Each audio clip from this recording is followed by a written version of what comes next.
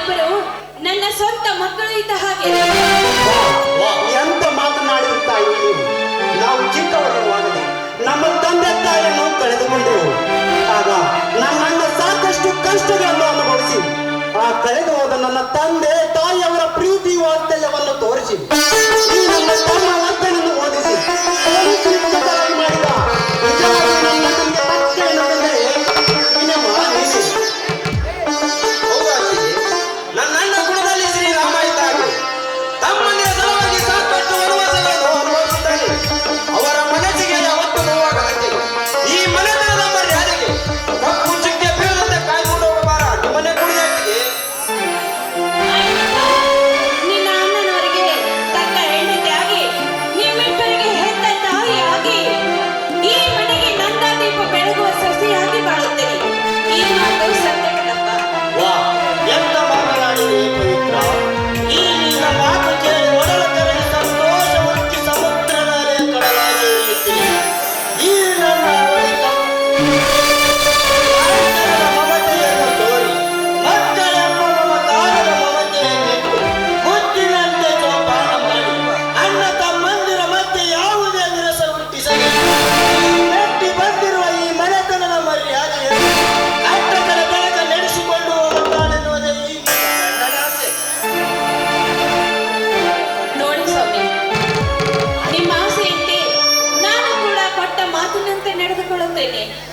ನೀವೆಂದರೆ ನನ್ನ ಪ್ರೀತಿ ಇದ್ದ ಹಾಗೆ, ನಿಮ್ಮ ತಮ್ಮಂದಿರೆಂದರೆ ನನ್ನ ಎರಡು ಕಣ್ಣುಗಳಿದ್ದ ಹಾಗೆ.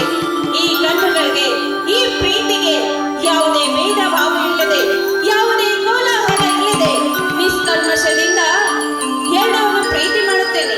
ಈ ಮಾತು ಸತ್ಯರೇ. ಕೇಳಿದೆಯನ್ನು ನಾನು ನನ್ನ ಅತ್ತಿಗೆ ಮಾತನ್ನು ಇವರ ಮುಖದ ಲಕ್ಷಣಗಳು ಹೇಳುತ್ತೇವೆ. ಗುಣದಲ್ಲಿ ಸೀತ ಮಾತೆಯನ್ನು ಮೀರಿಸುವ ಮಹಾಸಾಧನೆಗಳೆಂದು.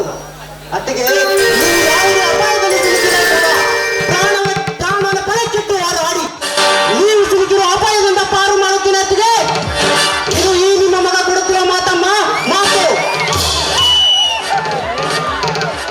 ನೋಡಿಲ್ಲ ಪವಿತ್ರ ನನ್ನ ತಮ್ಮಂದಿರ ಪರಾಕ್ರಮದ ಮಾತನ್ನು.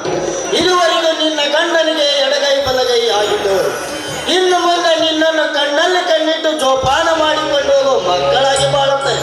ಆ ವಿಷ್ಣು ಬನ್ನಿ ನಾವಿವತ್ತೆಲ್ಲರೂ ಸೇರಿ ಊಟ ಮಾಡೋಣ. ಯಾಕೆ ಇಷ್ಟೊಂದು ಅವಸರ ಮಾಡಕತ್ತೀರಿ? ಮಗಳು ಎಲ್ಲರೂ ಸೇರಿ ಒಟ್ಟಿಗೆ ಸಂತೋಷದಿಂದ ಹಾಡಂದ್ರೆ ಆಮೇಲೆ ಊಟ ಮಾಡಿ. ಏನಂತೀರಪ್ಪ ಮೈದಂಗ್ರ?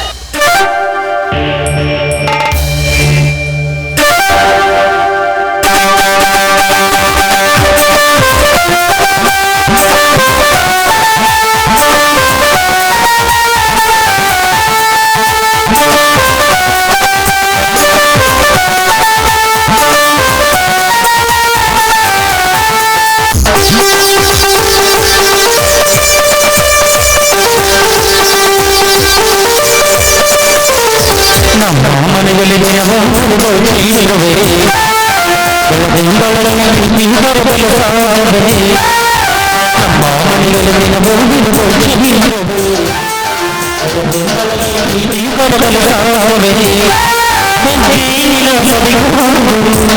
ಪರಮಾನ ಮನೆಯಲ್ಲಿ